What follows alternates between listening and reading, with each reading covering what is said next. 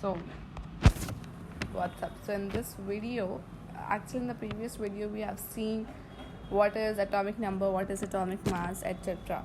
Okay, now in this video we had to continue with isotopes and atomic model.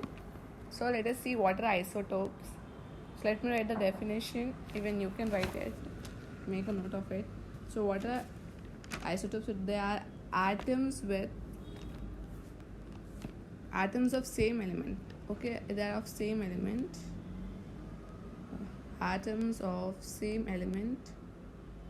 I am writing the short forms, like I'm just eating away the e etc from here. So atoms of same element having same atomic numbers, that is Z, and different, this is DIFF, different atomic masses, that is A. Okay, for an example, if I take an element as hydrogen, same element, let us take it as thrice hydrogen only, having same, this thing, atomic number, so Z, so it is 1 1 1, Z is always 1 1, and atomic mass is different, so let us take it as 1 2 and 3. In that case, we have got some names for hydrogen. When hydrogen atom is when hydrogen atom is having atomic number as 1 and atomic mass is also 1, it is known as protium. When hydrogen atom has atomic number as 1 and atomic mass is 2, it is known as deuterium, and the third one is known as tritium. We mostly use the first one, protium, with both the things as 1. So if I want to just show it as in this form, so how you will show it will be like this. It will be like this one and then this. Why? Because the main is like this only, right? An element, the atomic number will be up, so atomic number will be down and the atomic mass will be up. Next, now if I ask you to find out, suppose if I write these three, no, let me write it here. Yeah, so can you tell me how many protons, how many electrons and how many neutrons are present in the first one? So because Z is 1, therefore protons and neutrons are electrons are 1, and N formula is nothing but A minus Z, that is 1 minus 1 will be 0, so 0. For the second one you need to do the same. What will you get? Because Z is 1, that is why proton is also 1, electron is also 1, and neutron will be A minus Z. What is A? It is 2 minus 1 will be how much? 1. So you have got 1. Next, for this, protons are 1, electrons are 1. Why? What are neutrons? How many neutrons? What I have written? This is 1. These are electrons. This is neutron. How many neutrons are present? A minus Z, that is, what is A? 3. So 3 minus 1, it is 2. So 2 neutrons. Okay, that you need to know. And one more subheading you can just write, what is an isotopic abundancy. So isotopic abundance, what does this term means? So for this you just write this definition. The percentage, you can write in words, the percentage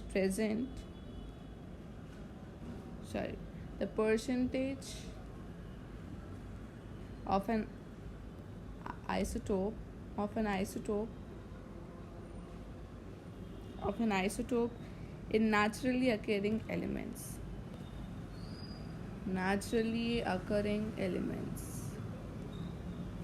is nothing but isotopic abundancy. What is that? Percentage of the isotope present in the naturally occurring elements. Suppose here the first one is for protium. What is protium? It is H11. So here what is isotopic abundancy? It is more with 99.985%. For deuterium, that is H12, it is less with sudden change 0.3 0.015%. Just see the difference. Third one, that is tritium, that is H1 and 3. It is very less with 10 to the power minus 16. Can you see the change?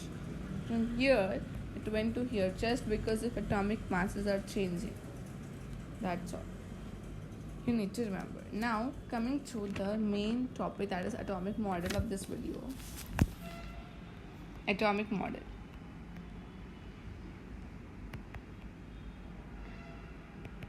Yes, let us continue now. The first thing you need to remember is about J.J. Thomson. What did he do?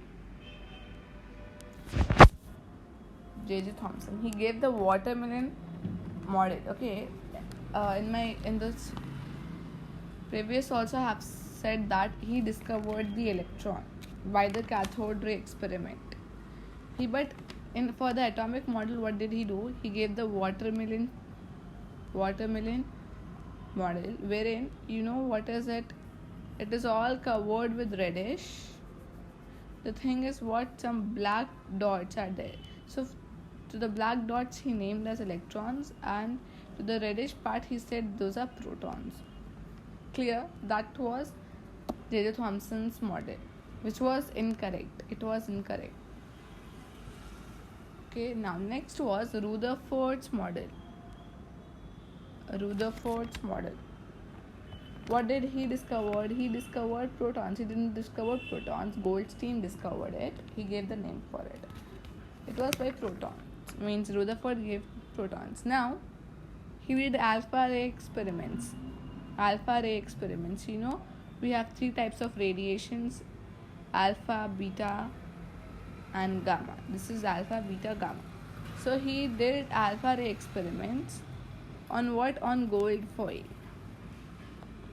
Okay, that you need to know. So what he did, he took a gold foil. So what all the rays were passing, but one of the rays, or very few rays, or only one of the rays was bounced back. It bounced back. So what did he concluded? That atom is hollow. So what did he see? There is suppose a gold foil, he was passing the rays. One of the rays, they were going like this. The rays were coming like this, but one of the rays, it went and then it bounced back.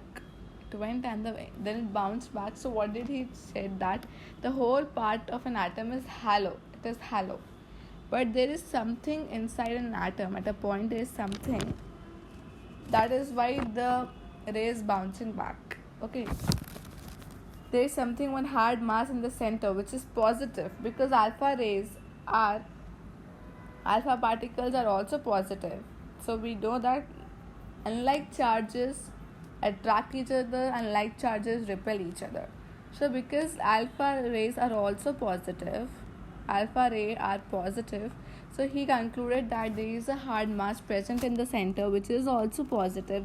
Therefore, both of them repelled each other and the ray bounced back. He said this. So for this hard mass also he gave the charge as positive only. He said electron move around the nucleus in a planetary model. So which model was given? This was the alpha ray experiment, and that hard mass was nothing but your nucleus. What did he say? That electrons move around the nucleus. He said electrons move around the nucleus. Okay, and he gave the planetary model. Okay, now this also had some defects. Rutherford gave the planetary model, which also have some of the defects. Now, what were the drawbacks? Let us see the drawbacks. Few drawbacks were there. So, when electric charged particles move, they radiate energy. We know this. This was known before also, that whenever electric charged particles move, they radiate energy. So, electrons should come close to the nucleus, because when it moves around the nucleus, as he said, this is suppose nucleus, and electrons are moving around the nucleus here in the higher energy levels. When electrons are moving, then when they are moving, they should radiate energy, they should emit energy. In that case, they will come to the lower shells, and when they come to lower shells, they should come closer to the nucleus. And when they should come closer to the nucleus, since nucleus and electrons are of opposite charges, then it should explode, because nucleus is of positive charge, uh, electron is of negative charge. Then what should happen? Explosion should happen of an atom, but it is not happening. So this was the drawback. Rutherford was not able to explain that why is anything in the matter. Now you cannot see everything getting exploded, around you. So he was unable to explain this. So this was the drawback of Rutherford's model. So in our next topic, we will see Bohr's atomic model. So in our next video, we will see Bohr's atomic model. This is a very lengthy chapter. So let us see Bohr's atomic theory in our next video.